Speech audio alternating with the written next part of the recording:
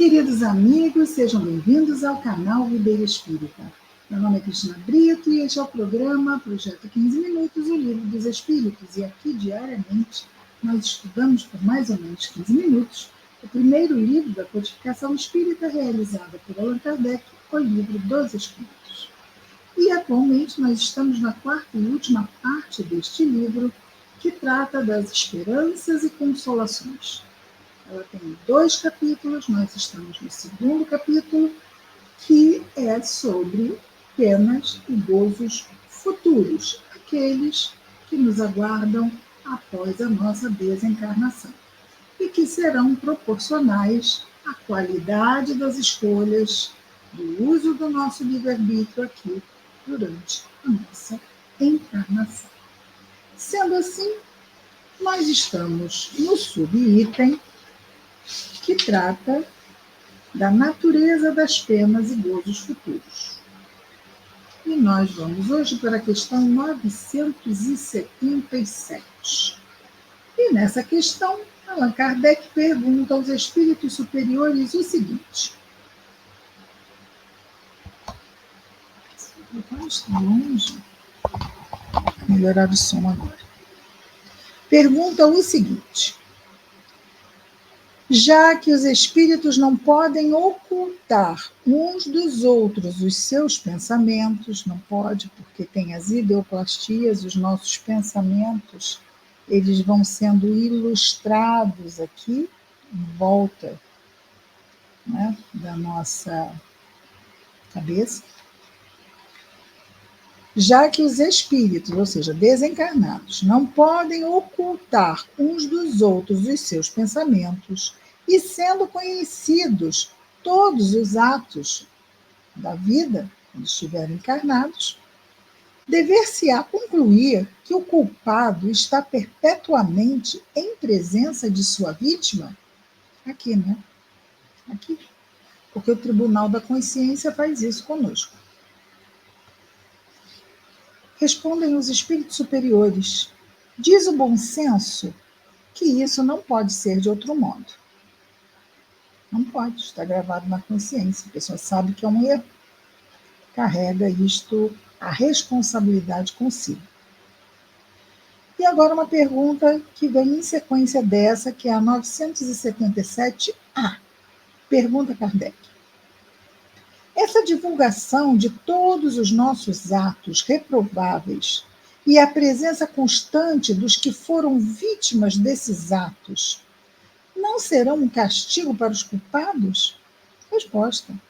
Maior do que se pensa, mas somente até o culpado, mas somente isso vai persistir, esse estado de coisas, até que o culpado tenha expiado suas faltas, quer como espírito, quer como homem, ou seja, encarnado, em novas existências corporais. Porque quando ele estiver expiado, quando ele estiver quite com a própria consciência, esse tipo de perturbação, não é, dessas imagens, isso desaparece. Allan Kardec vai fazer um comentário aqui.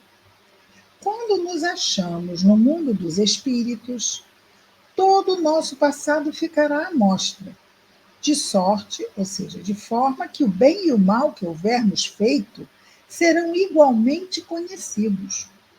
Em vão, aquele que haja praticado o mal tentará escapar ao olhar de suas vítimas. A presença inevitável destas, das vítimas, lhe será um castigo e um remorso incessante. Mesmo que elas tenham perdoado, seguido suas vidas, elas estão na consciência do algoz. A presença inevitável destas lhe será um castigo e um remorso constante até que tenha expiado seus erros, ao passo que o homem de bem, ao contrário, só encontrará em toda parte olhares amigos e benevolentes. Para o mal, continua Kardec, não há maior tormento na terra do que a presença de suas vítimas. Por isso, ele as evita sem cessar. Que será dele, do algoz, quando a ilusão das paixões se dissipar e compreender o mal que fez, vendo revelados os seus atos mais secretos, desmascarada a sua hipocrisia e não puder subtrair-se à visão delas. Das paixões, não é, que causaram todo este mal.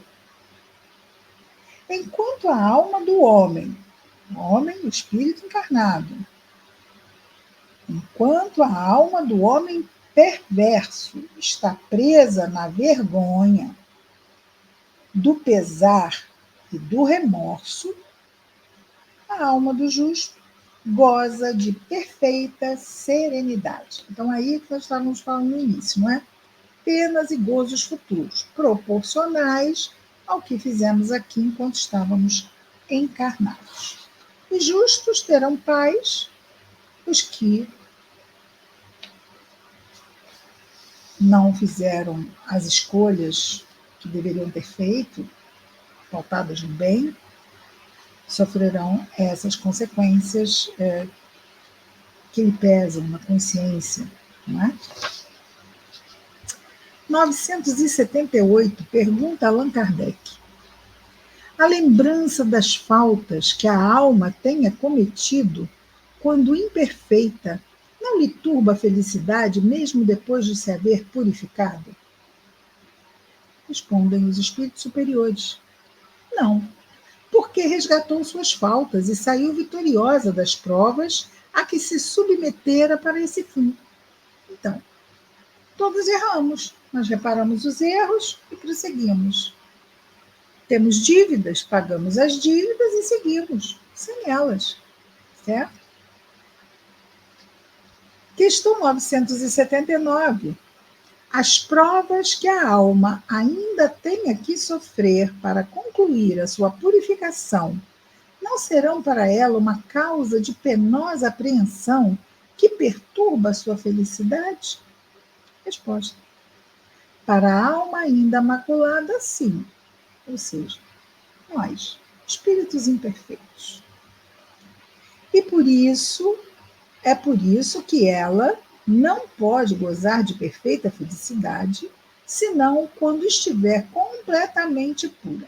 A perfeita felicidade é, vamos dizer assim, possível a nós espíritos, não é? Então, claro que só gozaremos desta felicidade quando tivermos uma pureza compatível para ela. Mas, para a alma que já se elevou, nada tem de penoso pensar nas provas que ainda haja que sofrer. Ou seja, nós estamos na escola, fizemos provas difíceis e faremos outras. Vamos sofrer? Não, já fizemos umas, faremos outras e é isso. Vamos nos preparar para passar pelas provas e passaremos pelas provas. Não é? Kardec vai comentar aqui também, dizendo-nos assim: a alma que chegou a certo grau de pureza já goza da felicidade. Um sentimento de doce satisfação a envolve. Sente-se feliz por tudo que vê, por tudo que é certo. Levanta-se para ela o véu que encobria os mistérios e as maravilhas da criação, e lhe aparecem as perfeições divinas em todo o seu esplendor. Então, isto, a alma que chegou a certo grau de pureza. Certo grau, ele nem está falando da pureza dos puros. Está falando aqui, certo grau de pureza, podemos considerar os bons, não é? Nossa, os bons já estão tão melhor que nós. Nossa, estão muito melhor que nós. Por quê? Já não são ameaçados por eles mesmos diante das fraquezas. As fraquezas já não os ameaçam em arrastamentos, já não decidem por impulso, pelas paixões. Não. Podem errar? Ainda podem, mas não por isso.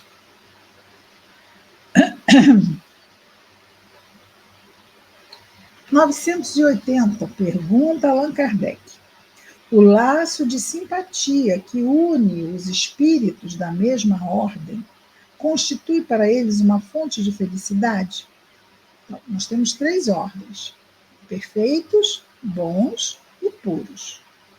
Então, os laços de afinidade que unem os espíritos de cada uma dessas 3 ordens constitui para eles fonte de felicidade? Resposta: a união dos espíritos comprometidos com o bem é para eles um dos maiores prazeres, porque não temem ver essa união turbada pelo egoísmo. Nos mundos totalmente espiritualizados, os espíritos formam famílias unidas pelo mesmo sentimento, consistindo nisso a felicidade espiritual, do mesmo modo que no vosso mundo vos agrupais em categorias e experimentais certo prazer quando vos achais reunidos. Categoria da família, categoria dos amigos, né? A afeição pura e sincera que experimentam e da qual são também objeto, é fonte de felicidade imorredoura, ou seja, uma felicidade sem fim. Pois lá não há falsos amigos nem hipócritas. Quer dizer, embora Kardec tenha falado une os espíritos da mesma ordem, e são 3, aqui me parece que ele se detém mais dos bons para cima, não é? Porque nós ainda temos tantas limitações que às vezes fica difícil, não é? Porque, vamos imaginar aqui, muitas vezes pessoas da mesma família até se amam, mas mesmo assim acabam, por vezes, puxando o tapete um do outro, né? Acontece. A nossa imperfeição. Aqui Kardec vai também fazer um comentário. Vejamos. Na Terra, diz Kardec. Vou beber uma água.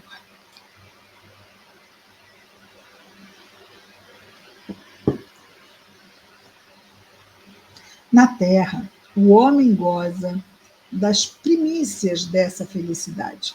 Então ele estava realmente falando dos bons para cima. Agora Kardec vai falar aqui para nós, espíritos imperfeitos do planeta Terra, que é um mundo de provas e expiações, não é? Mundo de habitação dos espíritos imperfeitos. Na Terra, o homem goza das primícias dessa felicidade, ou seja, dos inícios dessa felicidade, quando encontra almas com as quais pode confundir-se numa união pura e santa. Confundir-se, unir-se, numa união pura e santa. Em uma vida mais depurada, esse prazer será ilimitado e inefável, ou seja, algo difícil de explicar em palavras. Pois aí ele só encontrará almas simpáticas, que o egoísmo não arrefece, não esfria. Tudo é amor na natureza. O egoísmo é que mata o amor. Então, ainda vivemos todas essas limitações aqui no mundo de provas e expiações, mas estamos caminhando, e a lei do progresso é uma das divinas leis que nos rege, com a graça de Deus, não é? Vamos então a 981. Em relação ao estado futuro do espírito, haverá diferença entre aquele espírito em que aquele espírito que em vida temia a morte e aquele que a encara com indiferença e mesmo com alegria? Ou seja, quando retornamos ao mundo espiritual, há diferença entre aquele que temia a morte e aquele que via a morte com indiferença e mesmo com alegria? Resposta: a diferença pode ser muito grande. Entretanto, desaparece muitas vezes diante das causas que determinam esse temor ou esse desejo.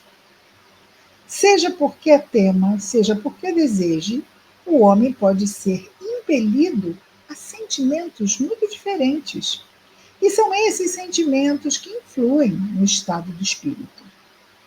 É evidente, por exemplo, que aquele que deseja a morte unicamente porque vê na morte o termo das suas tribulações, há uma espécie de queixa contra a providência divina e contra as provas que deve suportar. Então, essa diferença, a morte, na verdade, é algo bem negativo. Já muitas vezes a pessoa pode ter medo da morte, mas diante da morte vem aquele sentimento de dever retamente cumprido e ela fica em paz. Pronto, morri. Olha lá, o que eu temia aconteceu. E pronto. É interessante, não é? Nós, seres humanos, somos mesmo muito interessantes. Amanhã, damos continuidade ao nosso projeto 15 Minutos, o Livro dos Espíritos. Até lá, muita paz a todos.